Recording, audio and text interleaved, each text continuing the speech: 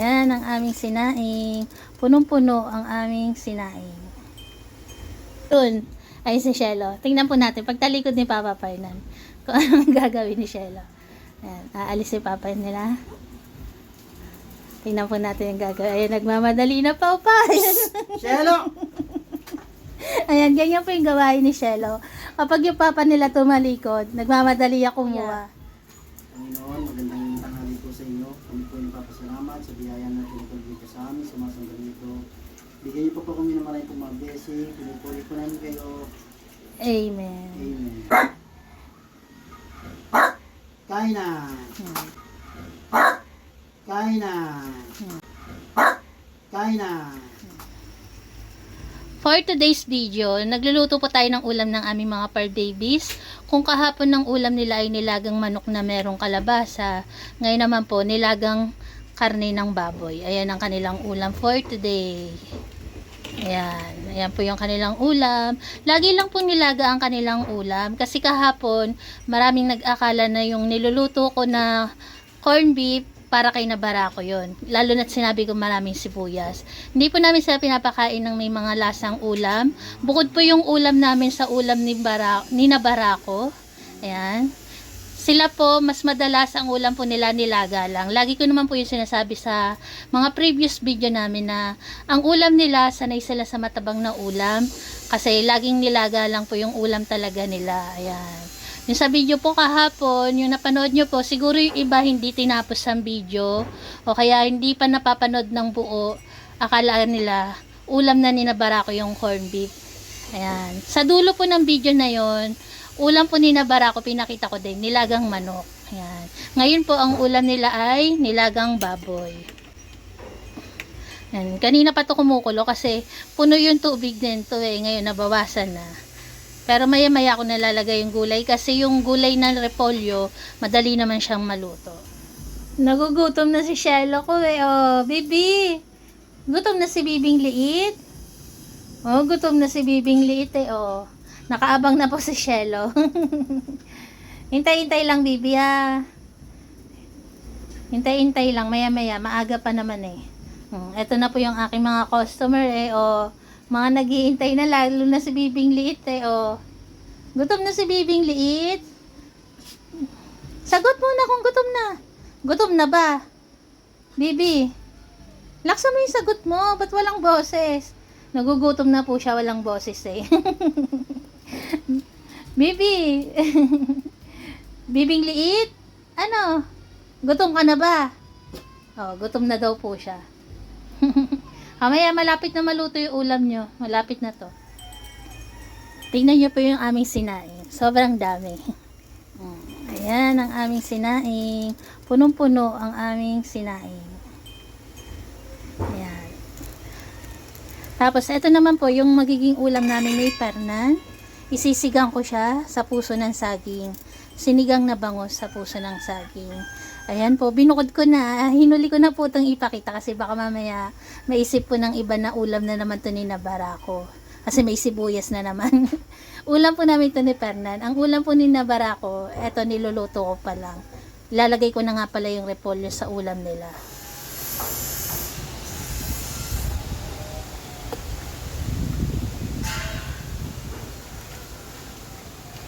Ang arte-arte naman niya pinahihimo.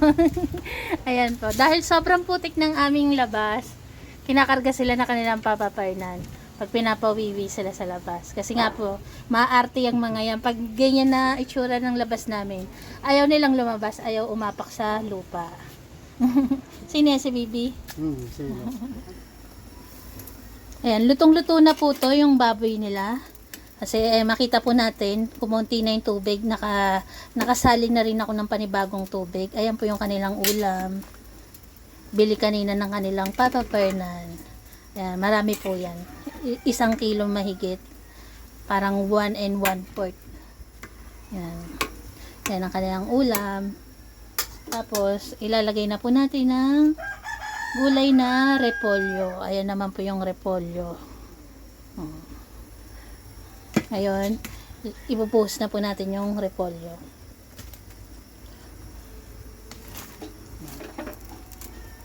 Ayan ang gulay nila for today's video. Ayan po ang ulam ng aming mga par babies. Ito na yung pinakahihintay ni Bibi Shelo. Sa kanang mga customer ko. Ayan na. Ayan. Okay na po yung pagkain nila. Isang palangganang pagkain. Kung mapapansin nyo po, maraming sabaw. Ganyan po talaga kami magpakain sa kanila. Marami talagang sabaw kasi para habang kumakain sila, parang nakakainom na rin sila ng tubig. Kasi yung ilan sa kanila, ang iba sa kanila, hindi mahilig uminom ng tubig. Kaya dyan pa lang sa pagkain nila, nakakainom na sila ng tubig. Pero marami po yan. Oh. Malaki yung planggana namin. Ayan, malaki po yung planggana. Tapos apaw pa siya. Ayan, marami po yan. Ayan po, kainan na sila. Iaahin na to ni Papa Fernan sa kanila. Ayan na sinastig eh. Ang aking mga customer eh. Ang customer namin eh. Ayan, nire-ready na ng kanilang Papa Fernan na kanilang pagkain. Ngayon po, sa makakakita at magtataka kung bakit kinakamay lang ni Fernan, isa po yan sa paraan kung paano sila napapaamo, napapasunod. Kasi, mas maganda po gamitin ng kamay kaysa sa sandok. Malinis naman po yung kamay ni Papa Fernan. Ako lang naman gumagamit dito. Isa po yan, ulitin ko po, isa po yan sa paraan para sila mapasunod, mapaamo. Ang paggamit ng kamay kapag kumakain sila, yun po yun. Ayun po si Shelo, sa tabi ng kanyang daddy, solo. Mapapansin niyo po yung kilos ni Shelo. Kapag lagi po yan nakabantay kay Papa Fernan. Ngayon, pag nakita niya si Papa Fernan nakatalikod, dudukot po yan doon sa mismong tapat ng inaano niya. Ayan na, nakatalikod si Fernan. No? Ganyan yung Shelo. Pag tumalikod ang papa nila, dudukot yan. Kunyari patalikod ka. Ayun na, tingnan niyo po. Ayun na. Dudukot na. Kaya bago matapos mag-ayin si Papa Fernan, minsan si Shelo, busog na. Kakakupit. Ayan, kung makikita nyo po, parang wala na naman silang ulam, pero meron po yung ulam. Ayan, dumukot na ang Shelo pa. Oh. Talaga naman si Shelo. Ayan po yung kanilang ulam. Nilagang baboy na merong ang tawag dito, repolyo. Ayan po yung kanilang ulam. Sa malayo lang po talaga kasi hindi siya halata pag malayo. Mando ka na.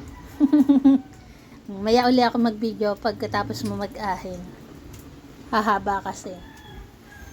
Ayan, tapos na mag-ahin si Papa Fernan. Ngayon po si Shelo, ayun.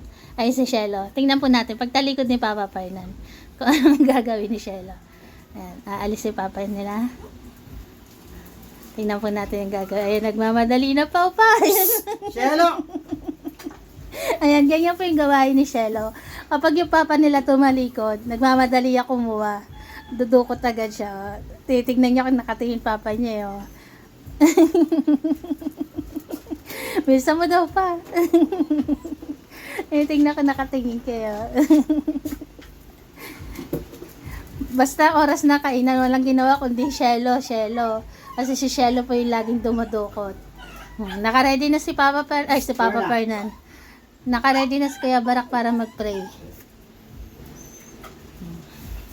Barak, mag-pray muna. Shelo! Pray. Pe-pray muna ang kuya. Panginoon, magandang tanghali po sa inyo. Kami po yung papasalamat sa biyaya na tinutulog dito sa amin, sa mga sandali ito. Bigyan niyo po kami ng maraming pong mga blessing. Pinupuli po namin kayo. Amen. Amen. Si Shelo pa oh. Shelo! Ubus na yan. Bawasan natin sa pagkain mo.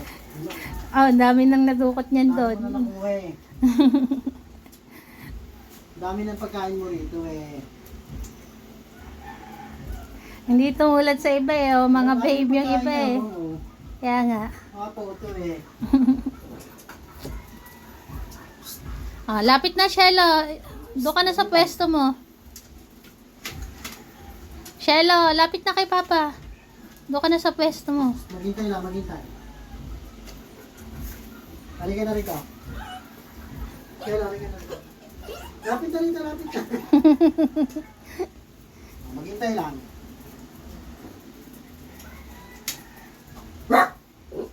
Ay, sa magsasabi naman po na matagal, okay lang po yan kasi sanay naman po sila na ganyan yung routine nila araw-araw. Kaya nga po sila natuto ng disiplina kasi alam po nilang makapaghintay. Topper, dito ka.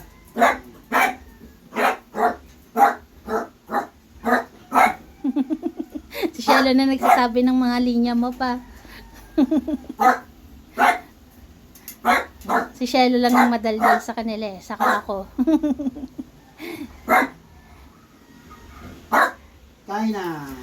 Kain na. Oo, Dave. Dito ka sa kabila, Dave.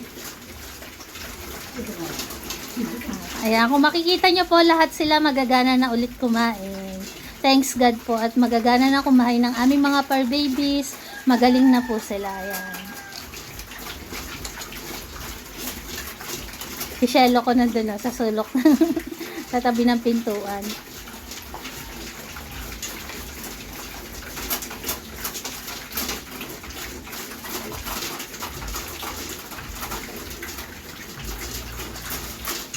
Ayan. Kung mapapansin niyo po, kahit hawakan yan habang kumakain, hindi po sila nagagalit. Lahat po yan ng aming mga fur babies, sanay nang hinahawakan habang kumakain. Ayan. Sanay po sila nang hinahawakan habang kumakain. Ayan. Hindi po sila nagagalit, lalo na si Clear. Ayan. Mga sanay po sila hawakan habang kumakain. Kasi bata pa lang po sila, sinanay na namin silang hinahawakan habang kumakain. At ayan po, salamat po sa tumapos ng aming video. Nairaos na po ng aming mga fur babies ang kanilang pananghalian. Salamat po sa tumapos ng aming video at naka-appreciate po nitong video namin. Salamat po sa inyong lahat. God bless po sa atin. Salamat po sa panonood sa aming mga video, kahit simple lang. Yan. Salamat po. Si Janelle na naman ang nahuli eh. Oh. Mabagal lang po talaga kumain si Janelle. Clear.